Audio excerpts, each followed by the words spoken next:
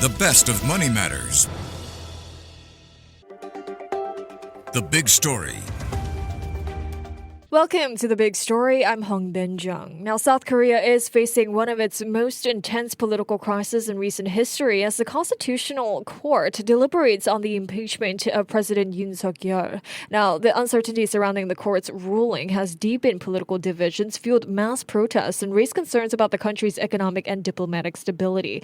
And while the trial concluded in late February, the court's prolonged silence on a verdict has sparked debate over whether the delay is due to careful legal scrutiny or political interference. Is the court ensuring a legally airtight ruling, or are there other external pressures that are influencing its decision? Well, joining me today to unpack the legal, political, and institutional ramifications of this political turmoil is Benjamin A. Engel, who is the assistant professor of the Department of Korean Studies at Dankook University. Hi, Professor. Welcome to the show. Hello, thanks for having me. Thank you so much for joining us. Professor, more than 3 weeks have passed since hearings ended in late February. What has the, Constitutional Court said its reason is behind the current delay in ruling on Yoon's impeachment case? What is their reasoning? Well, we honestly don't really know. The Constitutional Court isn't telling us, but we have a lot of speculation. Some people guessing that they are, trying to make sure that the reasoning behind the impeachment ruling, whatever it may be, is, has all its I's dotted, all its T's crossed. Other people are suspecting that there might be some outside political influence, waiting for a court to rule on potential presidential candidate Lee Jae-myung's criminal case. So there's a lot of possibilities, but to be honest, we don't really know. I see. Well, given this is the Constitutional Court, is it purely a matter of legal process, or is there a possibility that other political factors could be at play here? Well, it is possible. We speculate that, the Constitutional Court isn't immune. It does, of course, justices know what's happening outside. They know that there's protests. They know that a lot is riding on their decision.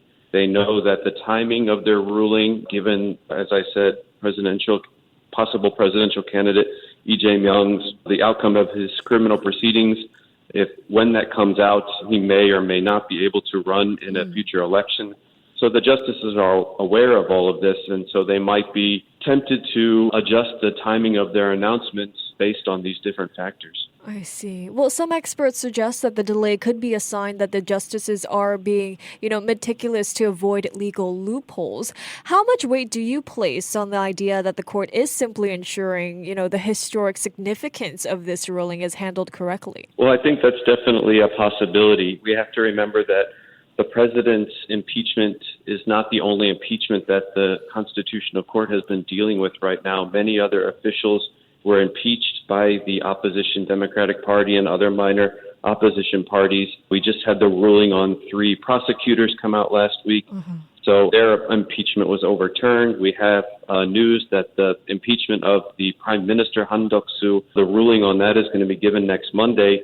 So it's possible that they want to deal with these other impeachments, possibly as the 3 prosecutors have their impeachments overturned. And that would give greater weight to possibly having Yoon Suk Yeol's impeachment upheld, right? That he actually did violate the Constitution, whereas these other impeachments might be seen as more political in nature. So that would give greater, more a sense of unbiasedness to this ruling possibility if they announce Yoon Suk Yeol's judgment later after having overturned these other impeachment cases. I see. Well, taking a look at history here, deliberations in the impeachment cases of former presidents Park Geun-hye and Roh Moo-hyun concluded within 2 weeks. Has this kind of extended delay happened before, or is this current case an anomaly? In terms of presidential impeachments, it's definitely an anomaly. There have been other impeachment cases that have drug on longer. It depends on the situation, really. And President Yoon Suk Yeol, as a presidential impeachment, right? You don't want it to drag on too long because the entire country's, waiting on this decision, right? Everybody's interested. Everybody, especially with this case, with the protests going outside, the longer you wait, the more anxiety that builds up. And you want to see this draw to a close so the country can hopefully move on. But as I mentioned, there are many other impeachment cases before the court right now, and that might be slowing them up. I see. Well, liberal opposition parties have voiced concerns that the court may be facing undue pressure from the ruling conservatives and Yoon's far-right supporters, emboldened by his release from detention earlier this month on technical grounds. If that's the case, how impactful could such pressures from, the ruling conservatives be on the court? Could it change the verdict to their favor? You would like to believe that in a perfect world that the justices would make their decision based on the merits of the case, based on the law. But, this isn't a perfect world and people are susceptible to different pressures out there. I don't want to imply that they will just, bend to such pressure, but it's definitely a factor, I think, especially in this instance. Just back in January, we saw supporters of Yoon Suk Yeol rampage through a court building here in Seoul. There's been rumors that they are planning to do the same thing if Yoon Suk Yeol's impeachment is upheld. So there's definitely a lot riding on this, and it's unfortunate that these threats of violence are out there, and the court has to. Again, I don't think that they'll let that bother them, but it's not something that you can completely ignore either. And I think the acting president has made it clear that he's going to use all the power of the police to make sure that doesn't happen. But nevertheless, it's the situation that we find ourselves in today. I see.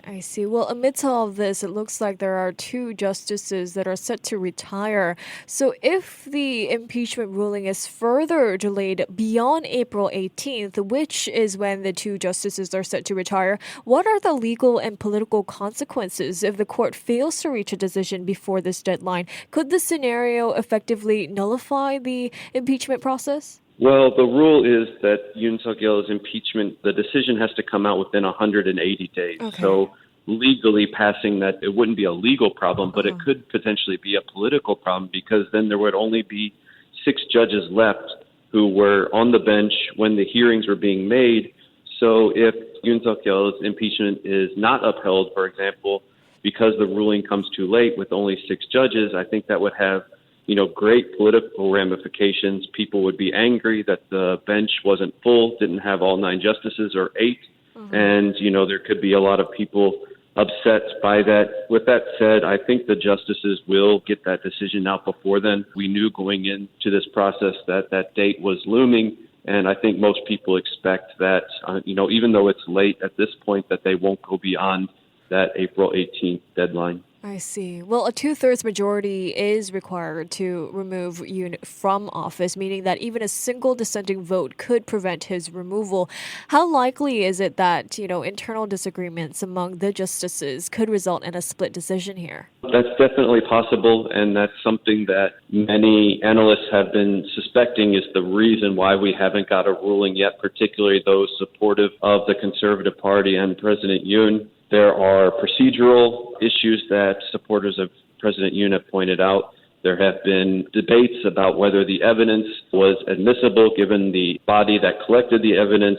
There have been debates about whether, what Yoon said on that night was true or if it has been, exaggerated by some witnesses. So there are people making cases that there is holes in this case against Yoon and reason for justices potentially to vote to overturn impeachment. So I don't think we can completely ignore such arguments. It's definitely a possibility. At the same time, I really do believe that the actions that Yoon Suk Yeol did on December 3rd were, in my opinion, clearly unconstitutional, and I still believe that the impeachment will be upheld.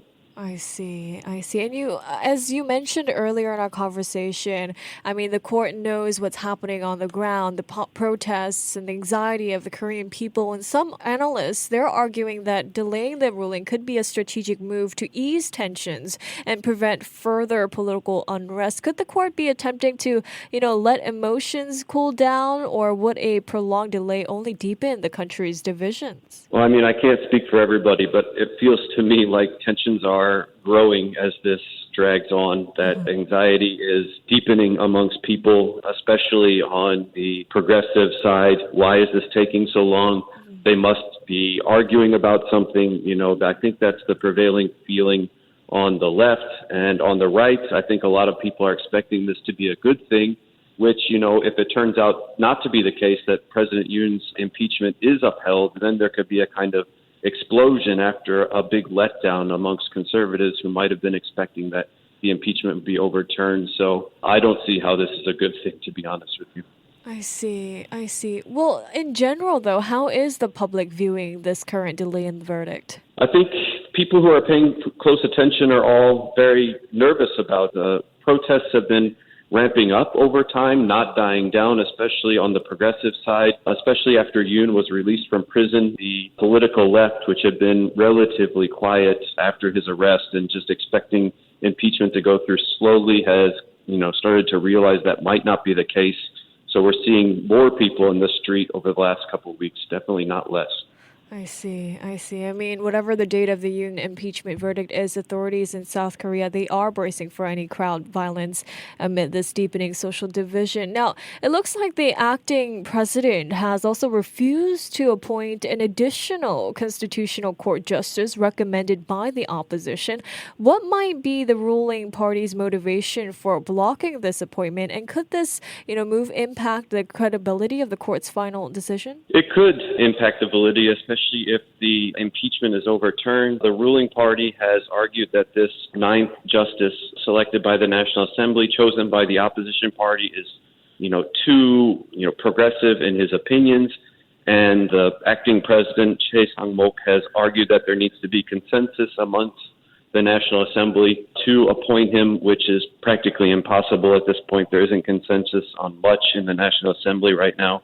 And, this political decision by the acting president could come back and, be a sore point amongst progressives if Yoon Suk Yeol's impeachment is overturned. I see. I see. Well, if the court does indeed confirm Yoon's impeachment, then South Korea would need to hold a special presidential election within 60 days. Could the reason for delay in the verdict be due to the ruling party's, larger strategy on how the potential election should play out and when it should play out? It's possible if you consider that maybe some of these justices on the Constitutional Court are conservative in nature. Maybe their personal opinions are against the progressives winning the presidency. Maybe they are dragging out discussions to delay the announcement of the ruling. It's not impossible, and the conservatives have been interested in trying to drag this process out as long as possible because, as I mentioned, the likely Democratic Party candidate, Lee Jae-myung, is expecting to have his appeal on his one-year sentence to be announced on March 22nd, I believe. So that's coming up next week. If they can delay the ruling, perhaps they can find a way from the conservative perspective to make it possible, make a scenario where Lee Jae-myung would be ineligible to run for the presidency in that election 60 days after the announcement of Yoon Suk Yeol's impeachment. I mean, opposition leader Lee Jae-myung has indeed called for a swift ruling, claiming that Yoon's actions have undermined democracy. Well, whether or not he can run in the, potential election here, how might the delay influence his party's chances in the next election? Well, they seem to be definitely worried about it. They have grown more anxious recently, just today. They have stated that they will try to impeach the acting president, Choi Sang-mok. So that's definitely, I think, a symbol of their anxiety and their strong desire to have Yoon's impeachment upheld as soon as possible to get that clock rolling on the election. Right. And before we let you go here, Professor, how could the impeachment ruling shape the upcoming elections and the broader future of South Korean politics? Well, it's extremely important. I think especially if the impeachment isn't upheld, I think you have broad concern in South Korean society that if Yoon gets away with his martial declaration, what's stopping him from declaring martial law again? Yeah. Right? So I think especially if that impeachment is not upheld, South Korean politics will be quite unstable. There will be a lot of nervous people that could turn around and have an impact on South Korea's economy, make everybody kind of jittery, throw some wrench into the stock market, consumer sentiment, everything. So, yeah, it's definitely a big ruling, one of the most significant turning points in Korea's political history, and I think everybody is anxiously awaiting that judgment. I see. Well, thank you so much, Professor, for your time and your insights today. Yep, thanks for having me. Thank you. That was Benjamin A. Engel, who is the assistant professor at the Department of Korean Studies at Dankook University. This has been The Big Story with me, Hongbin Jeong. To listen to more great interviews, download our podcasts at audio.sg or download the audio app. That's AWEDIO, audio at the App Store and Google Play.